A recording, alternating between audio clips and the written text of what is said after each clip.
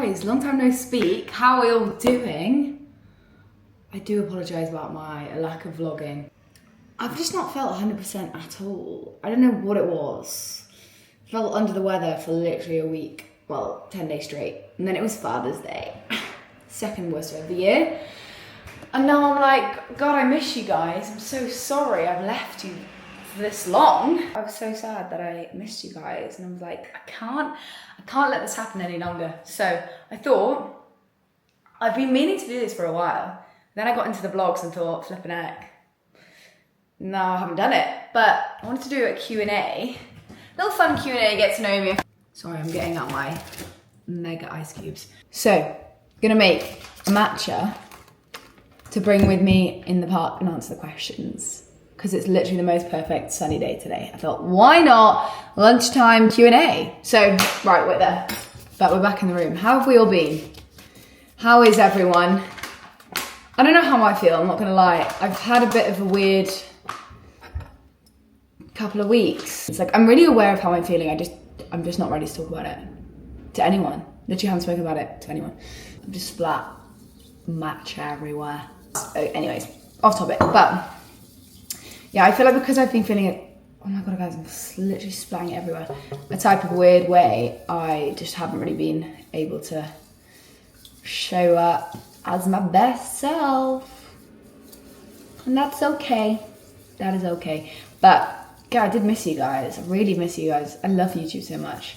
Right, milk is in. But I asked, I put a question box on my Instagram this morning. Oh, look at that. Right. I'll bring this with me. And I can do that when I get to the park. Right, let's go. Get my straw. Ooh, drop that on the floor. That's not very good, is it? Let's give it a taste test. Ah. I actually also saved the questions from a question box I literally put up in December, I'm pretty sure.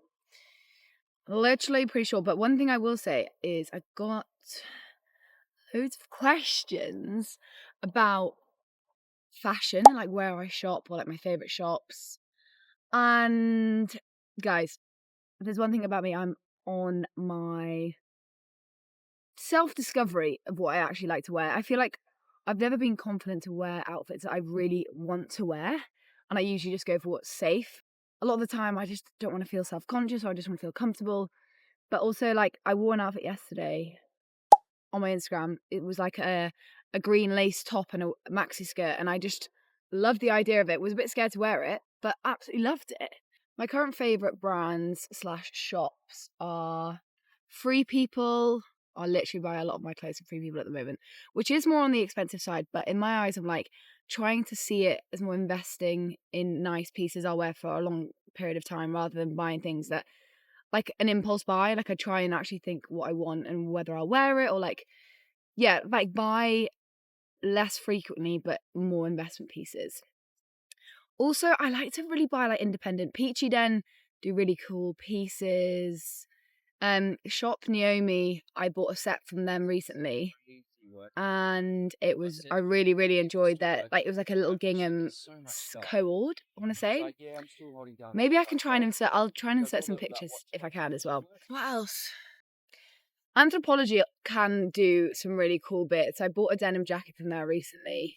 A lot of the time, I do look on Vinted and Depop. I have found a few smaller sellers that do their own like clothing or like reworked bits, and I do think it's really cool to like shop on like secondhand clothing websites, buy secondhand, because I feel like it's kind of more fun, also unique.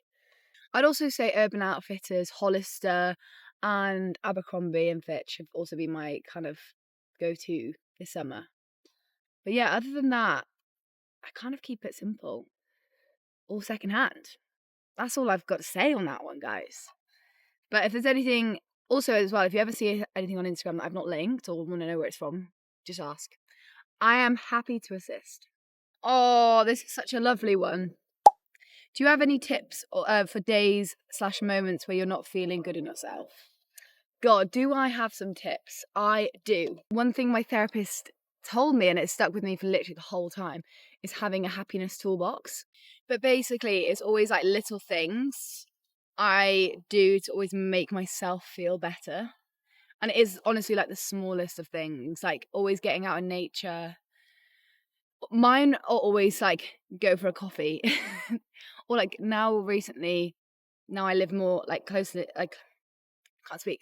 Now I live closer to my friends. Often it is like see one of my friends, go for a run with one of my friends, just like do things that make me feel good from the inside. But a lot of the time I've learned is just to be kind, honestly, like self-love, being kind to myself, because it's all our first time in life. Like we're all trying to figure it all out. Nobody knows really what's going on, and we're all trying to do our best. And like just finding things. The thing is, it takes a lot of time to work out what actually works for you, because sometimes someone doesn't want to go for a walk. Sometimes they might want to paint. So it's kind of like discovering what you need and what you love. So like I kind of found my things that I went to and relied on, but that might not be for someone else. Like at uni, mine was watching the Sidemen. Like I just needed something to take my mind off it and like forget, and that's what helped. I guess it's kind of like a self-discovery thing, like working out what works for you. But yeah, oh, I forgot one thing. Like for me, making a nice meal, making myself a nice dinner or like a breakfast always helps. I always buy myself flowers because it makes me really happy, and it's like a little bit of self-love I do like now and again. So yeah, I guess it's just like self-discovery, working out what works for you. Like also I will say is talk.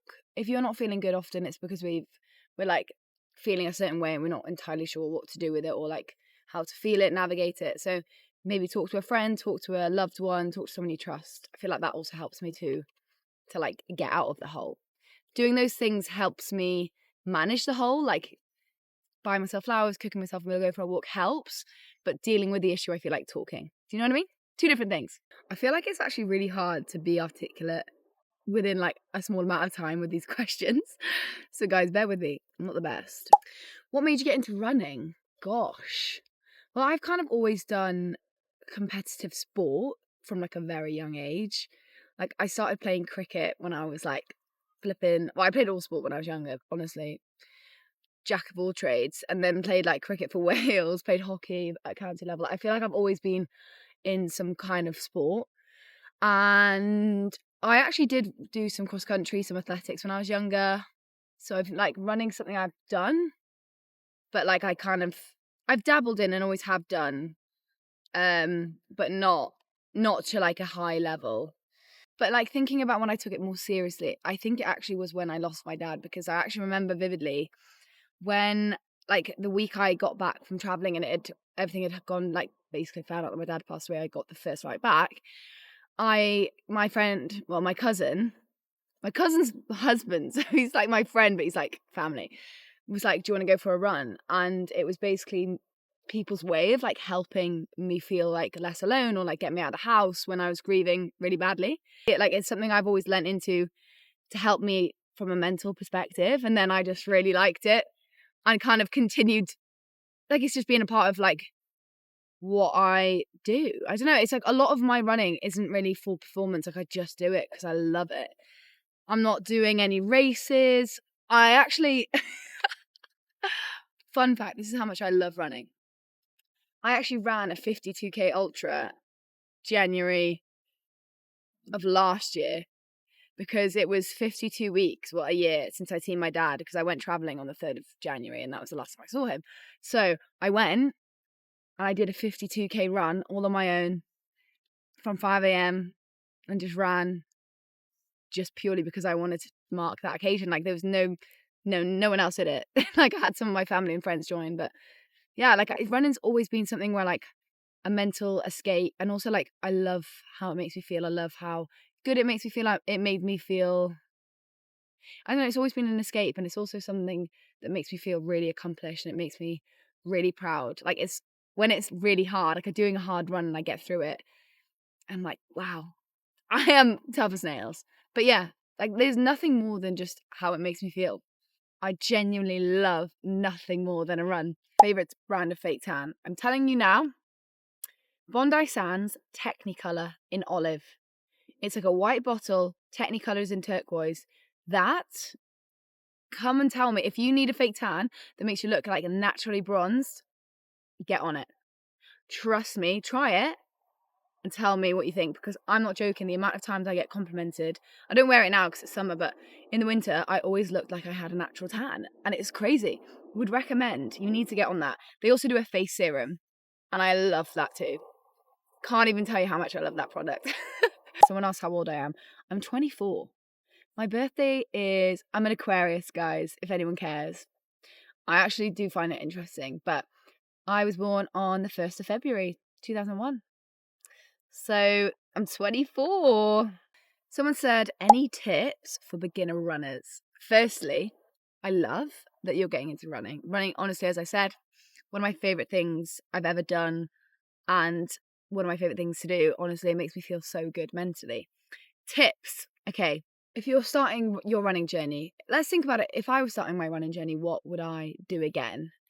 Okay, 1, follow a plan. I actually did do the runner, I think it's return to running on plan, I want to say.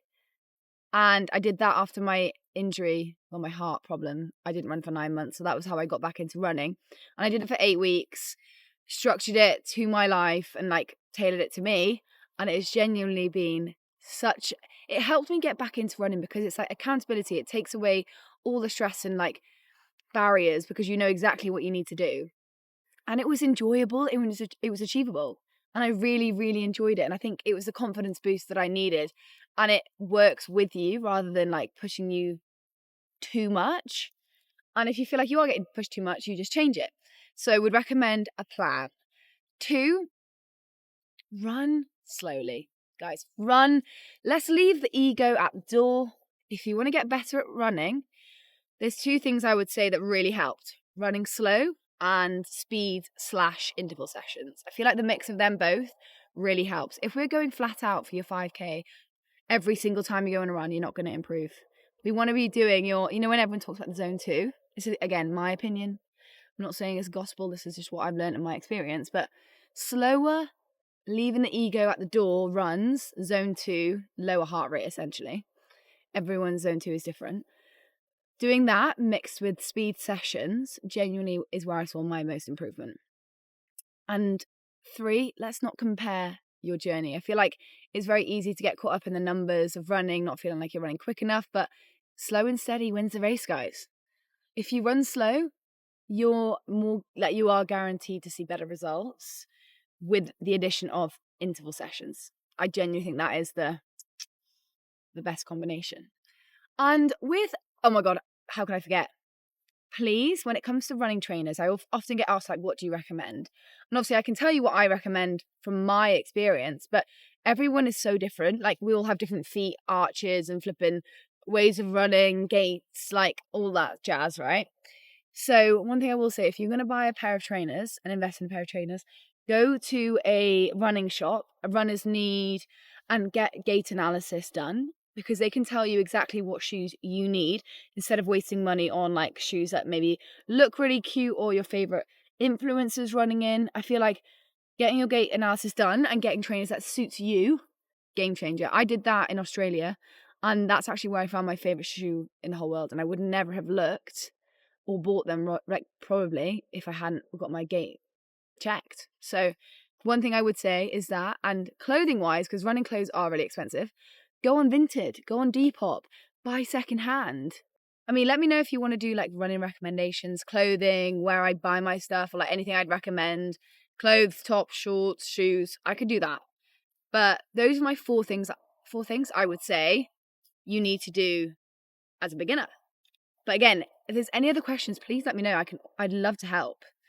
I do genuinely think getting into running is one of the coolest thing ever. So I'm so excited for you. Honestly, the best thing ever. But yeah, if there's anything I can help with, any other questions, guys, just comment it on the video and then I'll answer it. Because maybe I'll just start doing in my vlogs, if you ask questions, I'll just answer them. So then we can constantly feel like we're having chats. Someone asked how I met Elliot. That is such a funny question. So I met Elliot because of mutual friends. But then in 2020, he followed my fitness page, which is now my normal Elin RFJ page. And I messaged him. I always say like, oh, I messaged him first, but all I actually did was reply to a story that was a picture of a workout with a fire emoji. That was actually how we started speaking. And someone asked where I went to uni. I went to Exeter and I studied BA geography. Don't ask me why. I actually really wanted to be a dietitian because I did biology at A-level to do dietetics and I never did it. Don't ask me why again. But I'd love to maybe do something like that in the future if I could. Oh my God. Someone asked, do you agree that uni were the best years of your life? No, I do not. I think I had the worst time at uni. Oh my God. So I don't know if I've ever said this, but when I went to uni, before I never really struggled too much with my mental health. Like, yes, I had the odd bad day, but my first night of freshers, I experienced my first ever panic attack.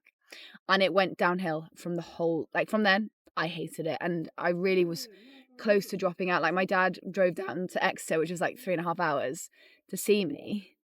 And I bawled my eyes out and I was like, I just want to drop out. And this was 6 months into first year. And luckily it was COVID and COVID came along and turns out I didn't drop out of uni. I finished it. Don't know how, but I did.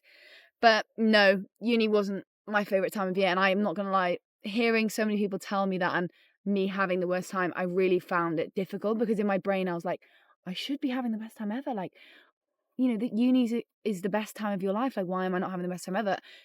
I just didn't. And I'm so lucky. Like, I did have a bit of a rough time finding good friends and like good people around me, but I ended up having the bestest friends. Like, I made a lot of my friends from the hockey club. And if it weren't for hockey, I don't think I would have stayed at uni. It was genuinely like my saving grace. And no, I basically stopped drinking. Or was it not even 6 months? I think it was October. Not even 6 months, literally a couple of months into uni. Because it was making me so unbelievably anxious. Like, I would have to go home and I was having panic attacks all the time and getting so unbelievably anxious. Couldn't talk to anyone, literally, like, could not have a conversation with anyone. I was so anxious all the time and it was just horrible. And yeah, stopped going out, didn't go out, was often in my room on my own. And that's when I went to therapy because, guys, it was not it. I think I just wasn't really built to have that kind of lifestyle. And I don't like going out, I don't drink. So uni and socializing, and yeah, I was just not the most confident. So I think it really, really took its toll on me. And yeah, I made it through. So I'm a tough cookie because of it. But no, thankfully, I can find some good parts, and I made the bestest friends in my third year. So glad I did stay because I wouldn't have them. But my mental health has never been worse at uni. So yeah, I don't know what that was. I don't put any pressure on yourself at uni. Like, it doesn't have to be your best years. And I feel like it's actually where I learned the most about myself because I stopped drinking and I'd go out and I would be sober and the people would be like, oh, why are you not drinking? And I literally had to be like, oh, I just don't drink. And it was because I was basically not in a good headspace.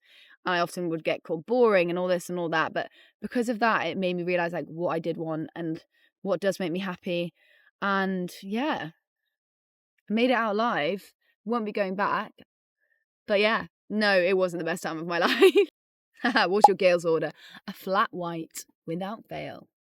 Every single time. Someone asked, how do you stay motivated through all the ups and downs? Love your content. Love you. But I don't. I've actually really struggled with motivation recently. More than I probably tell people because I often find it really embarrassing. I just lost all my motivation and drive for anything. And I'm still trying to figure out getting it back. But how do I keep going? I look on the bright side of life.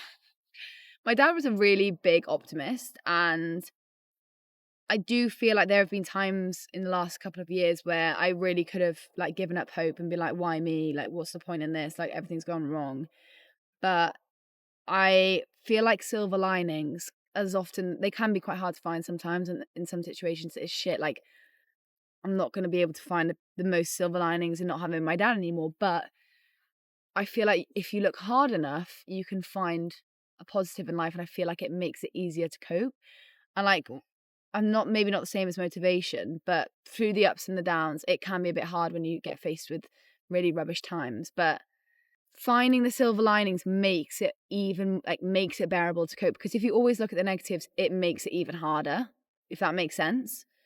But yeah, I think that's because my dad kind of taught me to always look for the bright side. Like when everything was going wrong, like, what can we do? Like always, like one of my favorite things a teacher used to say to me at school was, don't come to me with a problem, come with a solution.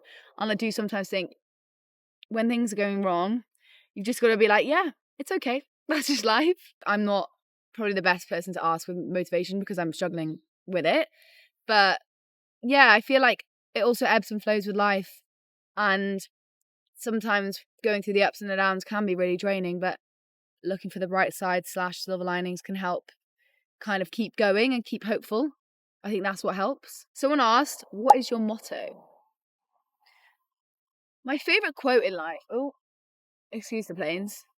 My favourite quote is, worrying doesn't take away tomorrow's troubles, it takes away today's peace.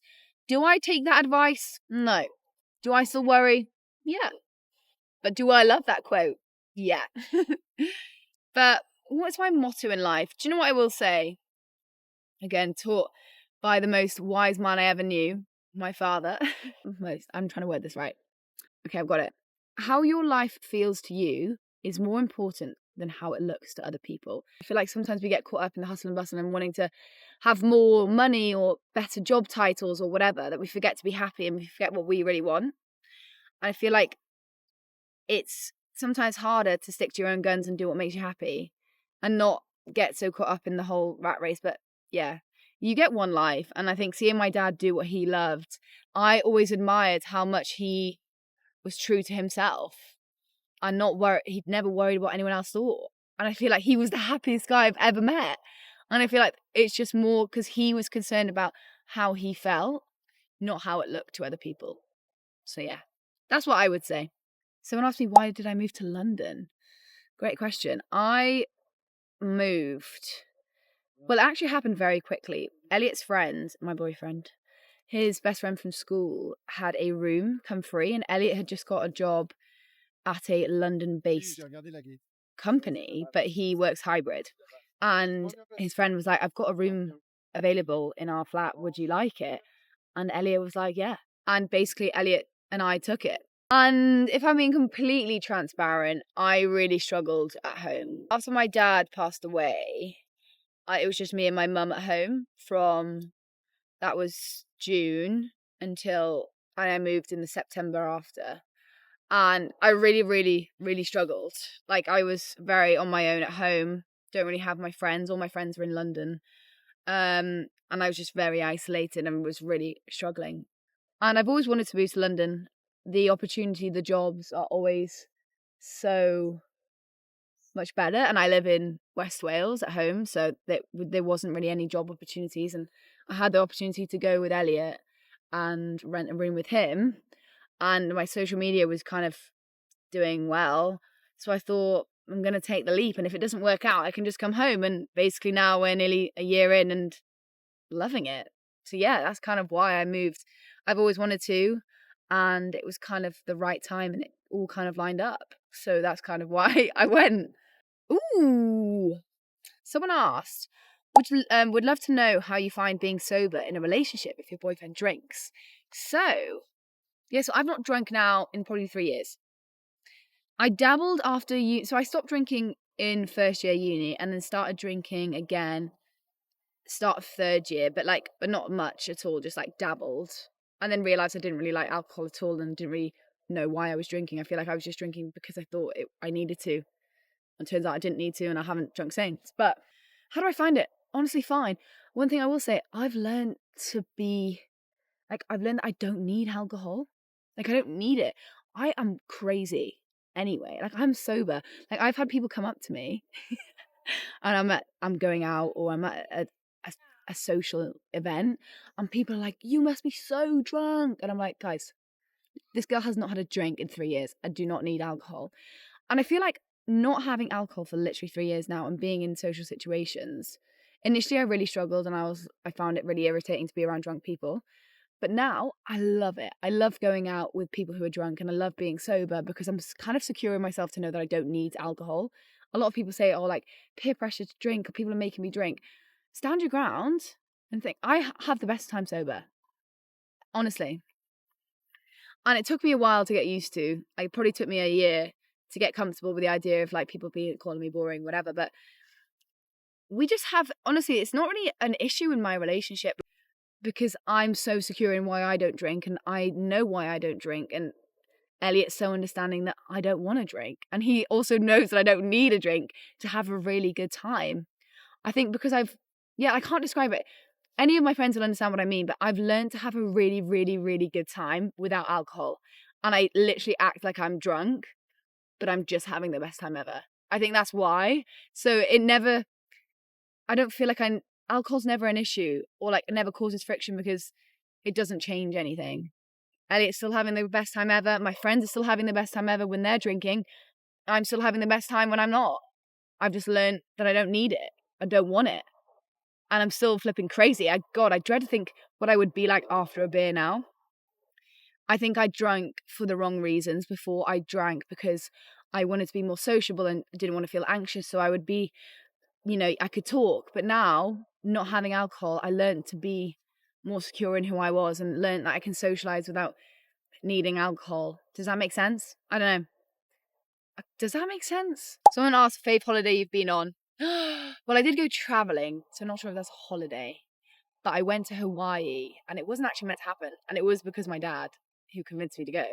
But I was flying home from Australia to America because I was meeting Elliot in America because his mum lived there at the time. And it was cheaper to fly to Hawaii for 4 days than to fly straight to the US. Flipping out, I don't know how that happened, but I went there and drove around the island, hired a car for 4 days, and had the best time in the whole world. It's literally been my bucket list destination for as long as I can remember, and genuinely, still to this day, the coolest place I've ever been.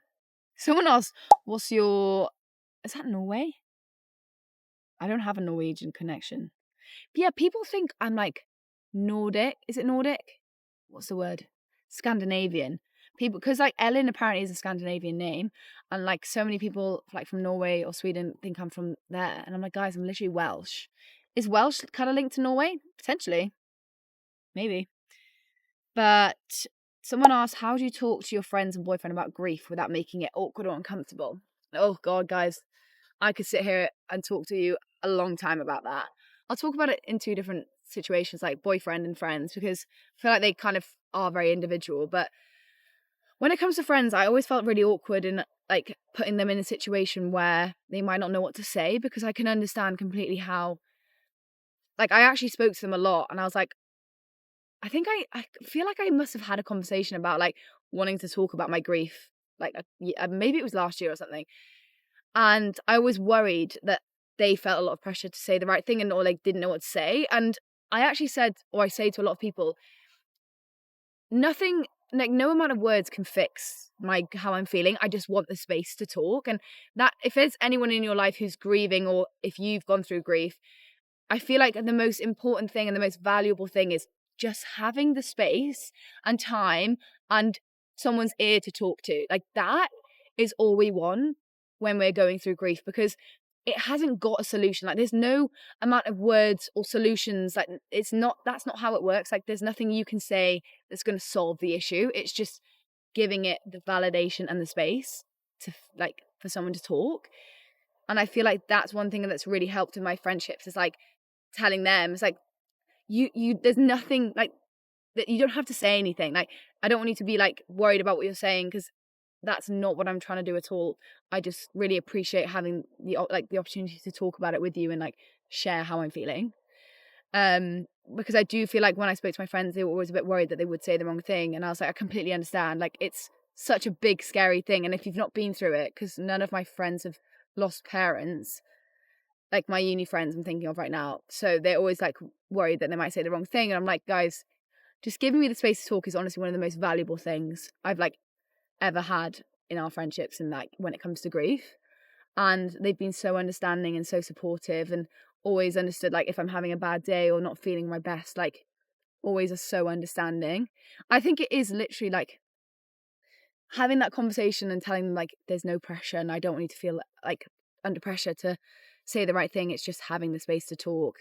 And yeah, like, I think just communicating, being more honest and open, I feel like helps you both be on the same page and helps you both understand what you can do for each other.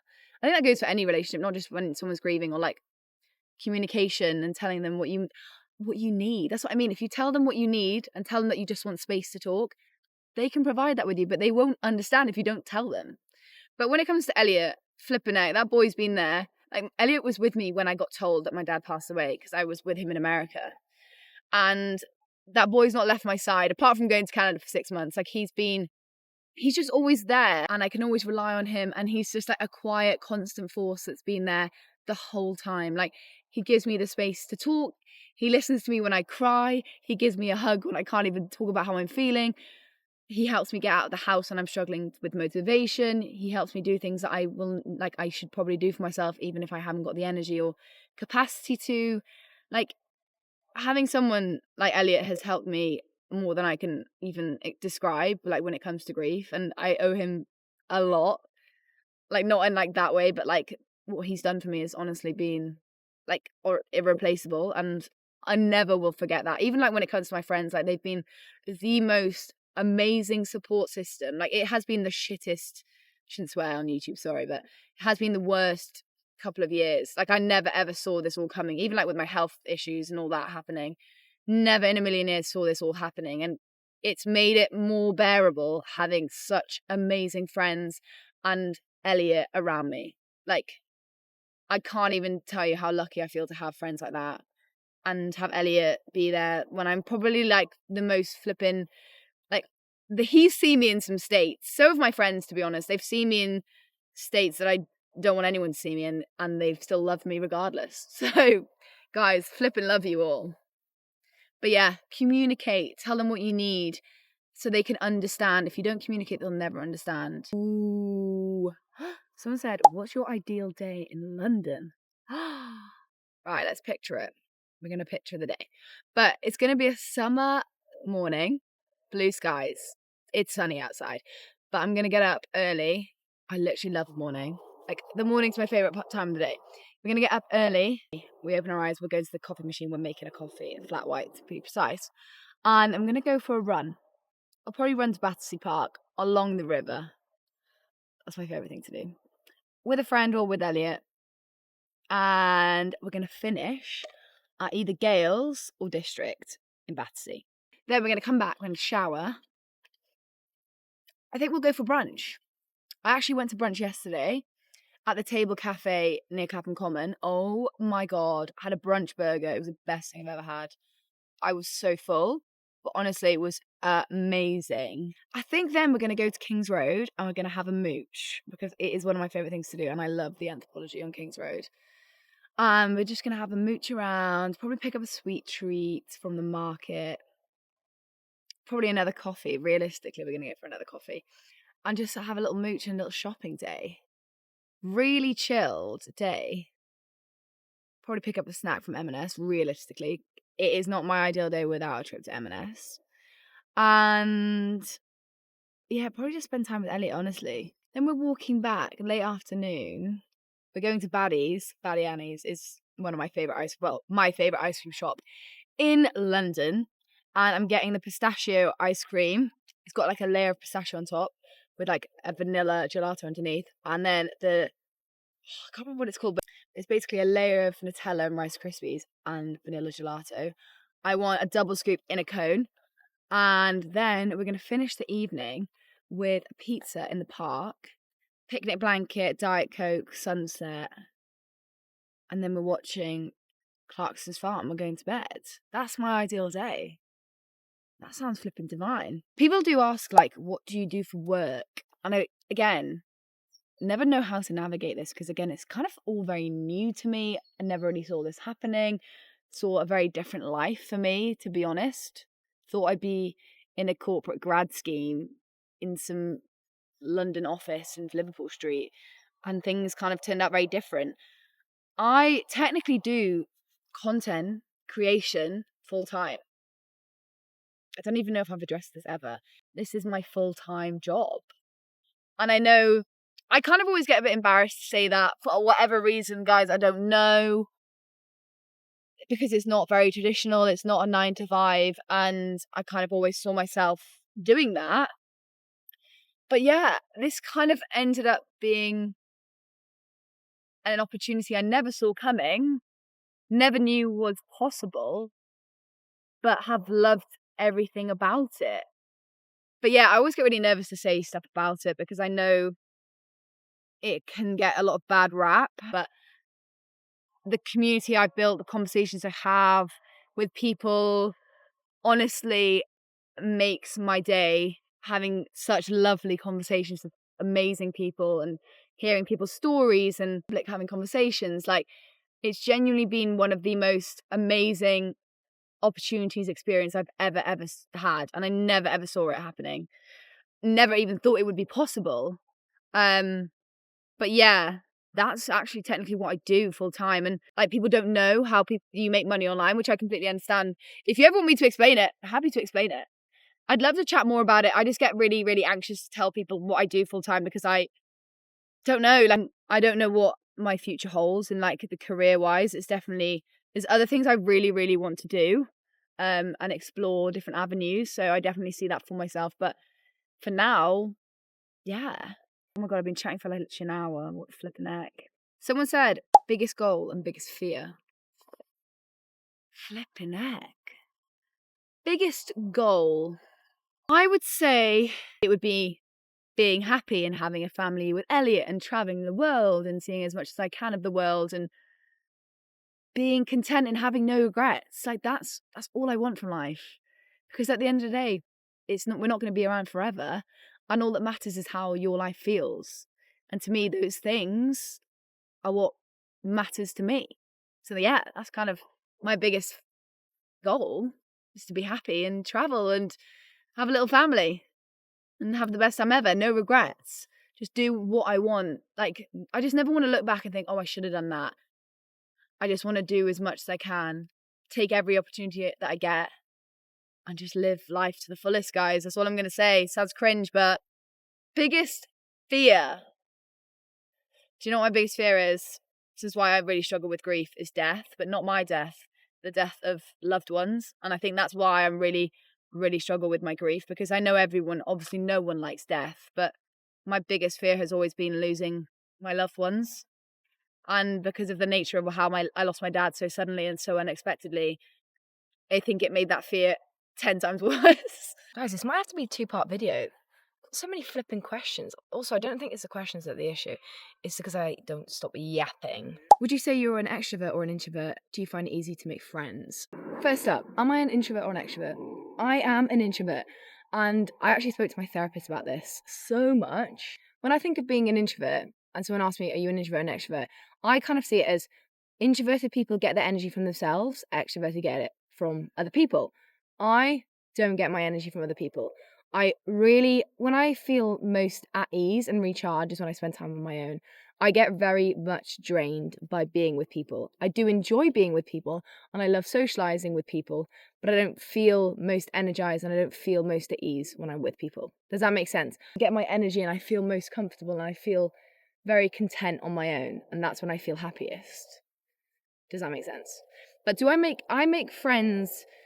Do I struggle making friends? Sorry, they asked. And I would say it's a weird one. I like making friends, but I also don't have a big circle of friends because I find I'm very much like a deep, meaningful connection kind of person. Does that make sense? I actually think I end up being really, so I mean, like, it's really weird where I'm like really anxious and really antisocial, but when I end up around people, I end up being just like my crazy, chaotic self. Like, my true self just comes out. Like, I'm not very reserved. Like, what you see is what you get with me, unfortunately. Unfortunately, like, I'm often very, like, bit crazy, bit chaotic, bit silly, and bit goofy, and that's just who I am. It's not always been that way. I found, as I said, at uni I was really, really anxious, and it's taken me a while to become more comfortable in myself. And because I've become more comfortable in myself, I find that I'm able to feel more at ease when I'm talking to other people. Just being I think that's what I mean, like, being fully and utterly, wholeheartedly myself and being content in who I am, I feel like I've attracted better people and nicer people because you attract the right people when you're fully yourself. But yeah. Also, someone said, would you organise a girls' coffee event in London? Guys, I think I spoke to you about this before. Yes, yes, yes, yes, yes. I am just really scared. Like, I really, really, really, really, like, one of my goals for this year is to do an event in person. I'm not sure what that would look like, but I'd really love to do an event. I'm just really anxious and really scared that no one would come, and really, like, I'm pessimistic, which is so not like me when it comes to events, but it's kind of scary to put yourself out there. I feel like in the social media world and like hosting these events and doing stuff like that, you kind of have to be really confident and really self-assured, and I'm not. I'd say I'm not overly confident. Like, I might be like, you know, I'm kind of like happy in who I am, but I'm not the most confident and the most like I'm just not the most confident really when it comes to stuff like that. Like, my belief in myself is probably not the highest, so I always just think no one would come. But I'd absolutely love nothing more, and I genuinely really, really want to do an event, host an event in person, have a nice day out basically, and do something really nice together. I'm just really scared. Being totally honest, I'm just really, really scared, and I'm scared no one would come. But if anyone has any ideas, anything you'd love to do, please let me know, because literally love nothing more. This has just made me realise I am the queen of yapping and waffling. Like, I don't even think I made much sense in a lot of that, and I'm so sorry if I didn't. Lol. Hope you're having a lovely day wherever you are. Thanks for watching. Now we know each other even better. And yeah, love ya.